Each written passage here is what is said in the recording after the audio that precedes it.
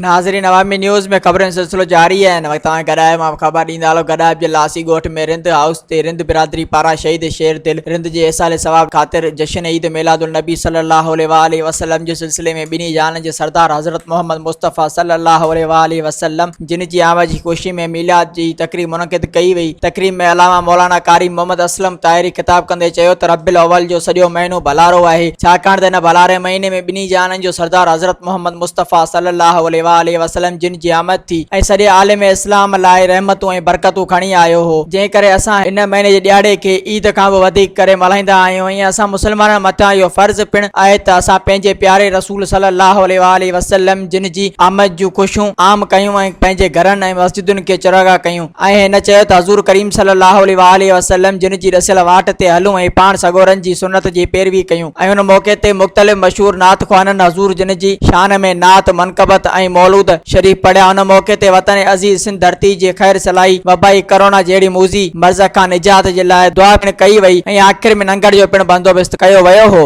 मज़ीद खबरों और तफसीलात के लिए विजिट करें हमारी वेबसाइट www.awamiNewsHD.com।